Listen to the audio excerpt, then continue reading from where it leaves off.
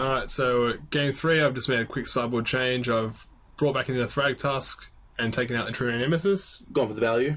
Yeah. So I figured that Thragtusk is better because it's gonna give me some value against the Damnation or a Toxic Deluge. Which you haven't seen yet, but maybe you can predict is coming. Yeah. I presumed he had them. Yeah. And Nick's made a sideboard change as well. He has taken out Nick Watson and brought in Fleeceman Lion, so he's gone monstrous. He's gone for the human mirror switch. He's stepped through the looking glass, and now he's here in Wonderland. Yeah, he's in his final form. That's right, final form. 4/4, hexproof, monstrous, green-white creature. Yeah. After getting blown out Well, that's last game, he's had enough. Yeah, hopefully the monstrous Fleeceman Lion can make a respectable showing in Game 3. Unleash. That's right. Okay. Drawing our opening hands here. Yeah, Nick's hand is Overgrown Tomb, Windswept Heath, Tropical Island, Merchant Scroll, Abrupt Decay, Force of Will, Brainstorm, which is a pretty easy keep, I think. Yeah, he's got his lands, he's got the card advantage from Merchant Scroll for A-Call, and some cheap 1/1 removal. I've got Thoughtseize, Academy Rector, Recurring Nightmare, Tundra, Windswept Heath, Stoneforge Mystic, and Inquisition of Kozilek. So 2 hand disruption spells, 2 lands, and I've got my power card in Stoneforge Mystic. And the other ones are a bit late game, but we should be able to get there. No, I think that hand's very strong. Yep. I'm on the draw. Yep. Alright, so Nick's starting. Yep. He's got to lead with his Trops. Ships the turn. He's holding up his Brainstorm. If I have a discard spell, which I do. Yep. Right, Ogre and Tomb, pay 2 life. Pretty classic kind of legacy play. Yeah. Pass with blue up, protect your hand with Brainstorm. Yeah, so I've drawn that Ogre and Tomb. That was my draw. Was it? No, I drew the Duress. Okay. Because, why not have 3 discard spells? Yeah. So Nick brainstorms in response. What does he pick up? He picks up Wooded Foothills, Snuff Out, and something I can't quite make out. So he's deciding what he's going to put back here. So he draws a land. It's a swamp or a forest, one of the 2. Okay. So putting back here, I would think I would probably hide my Merchant Scroll. I don't know how deep I would hide it. So he's hiding Force and Merchant Scroll here, and he hides Force on top. Yeah, and he shows you 2 mediocre options and a bunch of land. Yeah. So here you just get to take a discard spell, a removal spell. Yeah. I take the Abrupt Decay because you have Recurring Nightmare in hand, and also I want to get Stoneforge for Clamp, and so yeah. Even if the Snuff Out's a lot cheaper for him to cast, it doesn't kill a Clamp, which is what I care about. Yep. I led with the Overgrown Tomb because I'd rather save the Windswept Heath to find a Dryad Arbor if necessary, so I can have some Recurring Nightmare fuel. Yeah, clamp it up. Yeah. So Nick did hide. It's interesting that he binned Force of Will. He picked up Force of Will here because he doesn't have a blue card. No. So he buried the Merchant Scroll. Now he can't cast it turn 2. Yeah, exactly. But that's fine. So he's tempoed himself out here. But it's actually worked out a little well for you in the sense that you don't actually get to Thoughtseize him, and if you just Thoughtseize him that turn and he kept Merchant Scroll, if you Merchant Scroll for A-Call there, you just Thoughtseize him and take it. Yeah, so his mistake actually worked out well. I'm not sure if it's an entirely a mistake. That's a good point. Yeah. He knows you have hand disruption spells, so in this instance, he's setting himself up so he can 100% just go and get out and cast it immediately. Yeah. Which I like it. It's I honestly might have been tempted to show you Force of Will there, just because we don't really have any other counter spell. Like when you on the Duress, just because you don't have a blue card. I mean, it's conceivable you just predict he has a blue card on top of his deck, but it looks like a more dead card than say Abrupt Decay does. Yeah. But and also if you put it, I guess you don't really. This is all hinging on the fact that he's put you on 2 discard spells, which is crazy.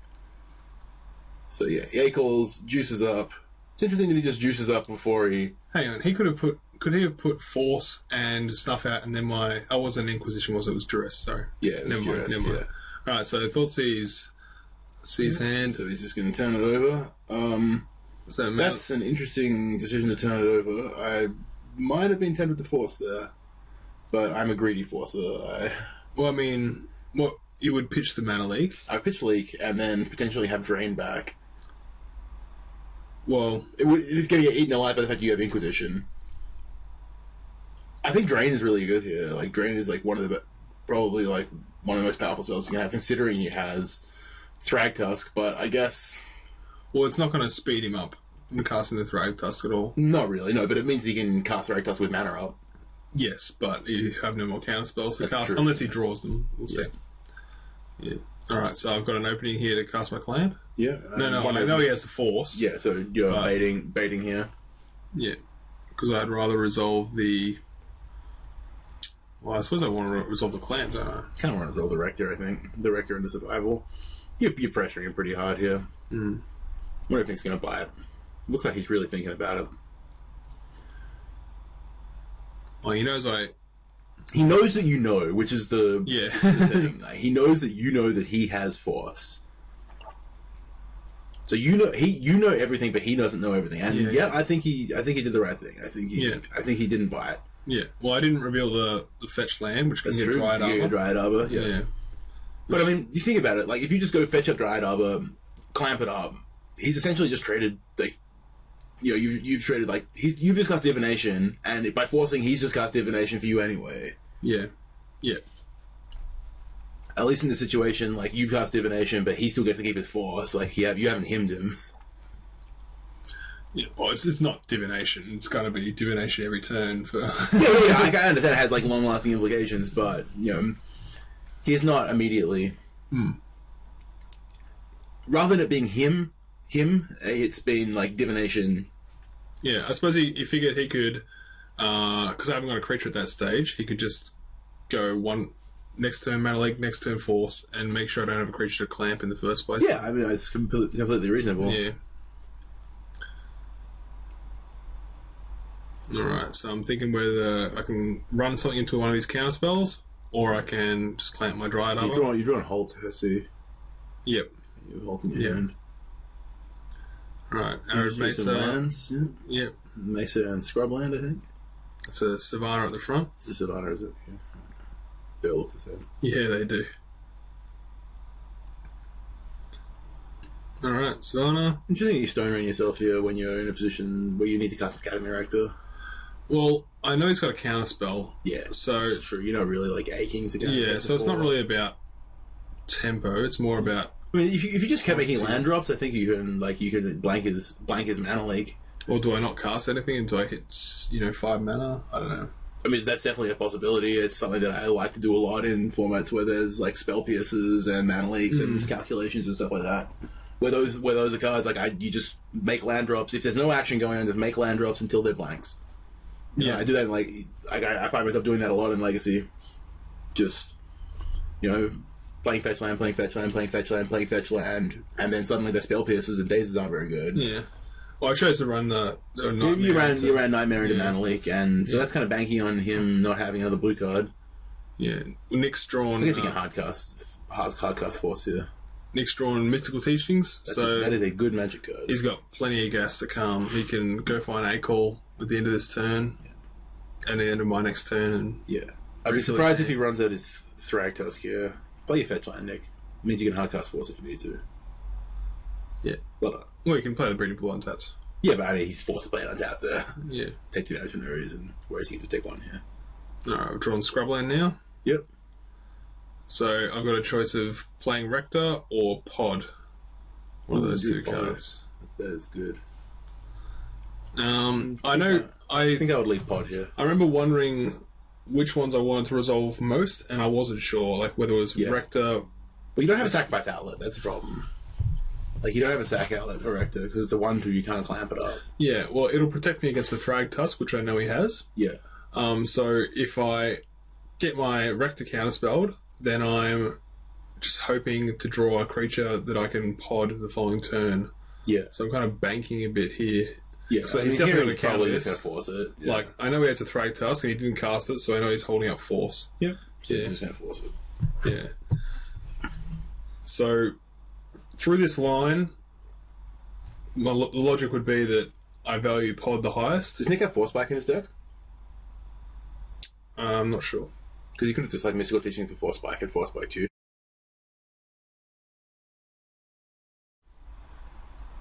Okay, we're back after the freeze. Unfortunately, I didn't notice for a little while that the recording had frozen because I have to hide it so that I can't accidentally see my opponent's hand when I'm recording. Anyway, so we're just going to describe what's happened between while the recording was frozen. Yeah, so when the recording froze, Nick had just hardcast Force of Will on Luke's Academy Rector. Yep.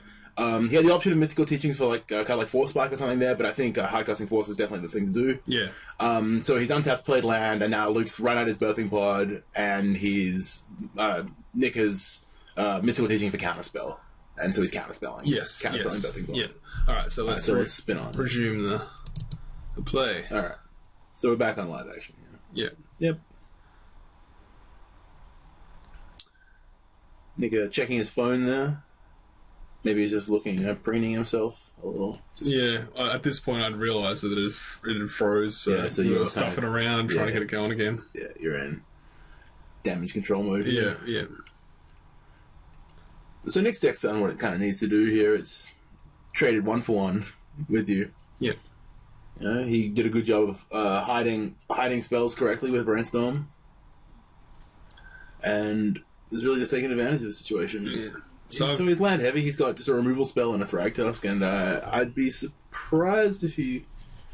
Do you just run out Tusk here? Well, he can run out Tusk, or and just get comboed in his face. He can flashback Teachings. Yeah, I think I would leave mana up to flashback Teachings too. Yeah, so he can hold up, Days or Force Spike. Yeah, and if nothing happens, he can just go Teachings for Force of Will. Does he have the second blue spell? No, so not Force of Will. Teachings for Snapcaster Mage, and flashback his A-Call and start getting his proactive game going anyway. Well, he hasn't got A-Call in this game yet. Oh, I thought he had it. Didn't he Merchant Scroll for it? Oh, of course, yes. My apologies. Yeah. So yeah, he's just 6 mana here, so he can flashback Teachings, go get Spell Snare if he needs to. If he cast Flash, he can, which you're not priced into doing. Like you're just literally, if you have Flash, like you don't have to do anything. You just sit there and wait for Nick to do something. Eventually, doing something. So you can pick a fight whenever you want with Flash because you have Hulk in hand. So I want to draw a dude to clamp here, and I draw Viscera Seer. So that's good. Certainly a dude you can clamp. That guy has minimal power and toughness. Alright. Gemstone Mine. Gonna run out the Seer, and just hope he hasn't got an answer. Yep. So he's already used his Snuff out, but he can miss. He has Putrefy in hand. Okay, so he's going to Putrefy the clamp. Most likely he'll Putrefy the clamp here. Yep. And now he goes deep into the tank and snaps it off. Yep. Nice promo textless. Yep. Who knows what it does? Could do anything, even bury an artifact. And I pass with 4 mana up. Yeah. So, I mean, at any point in time, like, Nick is dead to Flash here. If he taps for his 7 mana. Well, if I draw the Flash, that is. Yeah, you have to draw Flash, but I mean, Nick's just, you gotta play like they don't have it sometimes. Yeah. Alright, so I've hit my 7th land for the Protean Hulk, but I realise in time that I've run out of Arid Mesa targets. That's miserable. Yes. What a terrible feeling. Yeah. I bet you wish you could go get Ancient Tomb. With the Arid Mesa. But just with anything. Yeah. Yeah. Yeah, so I'm going to have to... Isaac, if you're listening, why do you have Ancient Tomb in your 4-color deck? I understand that it accelerates things out and you want to do things quickly, but surely you need another coloured source. An Ancient Tomb? Yeah. Oh, right. I think Ancient Tomb's really greedy. Yeah. Really, really greedy. Yeah. I'll hear Isaac's side of the story before I make any... rash decisions. Before I criticise it. I'm sure he's played against other matchups. Yeah, certainly. I understand why you want to play it. Like, you get to turbo things out, but I feel like I probably just want another colour source in this deck. Yeah. Okay, so he's making... He's moving in. Earlier. Going to get Snapcaster Mage. Yeah. Play I like. What's he drawing? Jace? Pretty good one. That is a good draw. That Jace is probably going to ride him to victory. Yeah. Even if I can hardcast the Protean Hulk. Oh, I suppose I can sack it to the Viscera. Yeah, he can't. Yeah, well, he doesn't know you have Protean Hulk. But, no, I like his decision to just ship it here. I think it's definitely the right thing to do. So I've drawn my actual 7th land now. Yeah, as opposed to the fake 7th land, the Arid Mesa. Yeah, and I still got the Bayou as a target for the Bloodstained Mire, which I believe is the last target for that one as well. Whew. So... You're cutting it a bit fine. It's so fine. Yeah. There's no telling where my money went. So there's just like 10... Oh, not 10, but there's like a bunch of like original dual lands, and then like one shock land? He plays all on colour original jewels, and then just the Overgrown 2 is the only shock. Yeah. And Nick gonna read Protean Hulk, a card that he's seen combo in his face many times. Yeah, he's not gonna mind control it. So he's gonna snapcast a mana drainer? Yeah, so he can't afford, obviously, to snapcaster a call and hope. Yeah, no, I think draining is. He has to counter, otherwise he dies. Yeah. He could have just repealed. He could just repeal Viscera Seer. Oh, okay. But then, like, you've obviously the Arid Mesa just sitting there, and that could be anything. Yeah. He doesn't know I don't play red sources. Yeah, Bayou. I mean, you could get Badlands or Golden Shrine. Yeah, exactly. Yeah. It's an extremely greedy play. That said, it still leaves him able to snapcast the dragon. Yes. Yeah. Alright, so he's got a billion mana here. That's the 7 colours floating, represented by those dice. Do what you want, Nick. Just cast Jace and Thragtusk. Yep. It's all happening. So here's a Jace. Yeah. So he can Brainstorm or Fate Seal.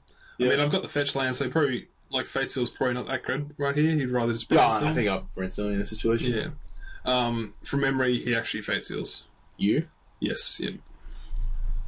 Interesting side note, Fate Sealing yourself, underrated option. Yeah, I agree. Fate Seal myself every now and then with that card. It's pretty good. Yeah. It's explicitly for situations where like they have a scry, like a Viscera Seer in play, or they have fetch lands in play, and so like Fate Sealing them doesn't really lock them into a bad option. Yeah. And sometimes you just want to Fate Seal yourself, because you need to protect Jace, but you don't need to spew the value. Yeah. Yeah, well, if your opponent has access to a fetch land, obviously... Yeah. Fate Sealing them doesn't really do anything. It's +2, so you might as well just do it to yourself and get some information. Yeah. It's a value. So he bashes in. I have a choice of whether I want to trade here. I don't think it's worth trading here. No. I think my reason I kept the Viscera Seer was if I draw, like, Eternal Witness for my Recurring Nightmare. Yep, you could draw Revelark here as well. I suppose Witness provides its own creature. Yeah, that's true, yeah. Recurring Nightmare, but like, you could draw Revelark and have a way to sacrifice it. I could also draw, like, Umezawa's Jide. Yep, that'd be a reasonable draw here. Alright, so he just finishes off with a Thoughtseize. Yep. Well, that was a crushing. Yeah, total crushing. Yeah. Perhaps he could have Thoughtseize before he Thragtusk, but that doesn't matter. Doesn't matter. He was doing it all anyway. Yeah. Alright, so I cracked the Mesa, and do I even touch my library? Yeah, I do. Yeah, shuffle. He left a Flooded Strain. Did you know that you had nothing to fetch? You obviously did. I did, yeah. I didn't even bother searching. Because he Fate Sealed you, yeah, that's why he's searching. Yeah. Interesting mind games, like, you just leave it on top regardless, just so they crack. Yeah, it's the Night Veil Spectre dilemma, where you scry and they have Night Veil Spectre in play. I've drawn Carpet of Flowers, not so good right now here. Yeah, it's pretty powerful. Yeah, this game isn't looking very good for you, and I suspect Nick is well and truly in the driver's seat here. Yeah, I mean, what would I have to draw to win? The best card is he has Repeal in his hand as well, so he can just Repeal his Snapcaster Mage. Yeah, like you're well beyond dead here. Yeah, Nick's got you locked. Disappointing we haven't seen any Riptide Lab kind of shenanigans, because that card is one of my favorites. Yeah, I remember. I played it at a PDQ once, and I only had 2 copies on the day, like, going in, and I tried to find a 3rd copy on the day of that PDQ. I paid $15 for a copy of that card. Whoa! That's the most anyone's ever paid for a Tyler Bar. I can almost certainly agree. That's correct. I also paid like $8 for Disrupting Shoals as well, because I was a maniac and I had Disrupting Shoal on my deck, and that's all I had. That deck was awesome. Mono Blue Fairies. Cool, yeah. One day Disrupting Shoal is going to break. Like it like spiked a little while ago, actually.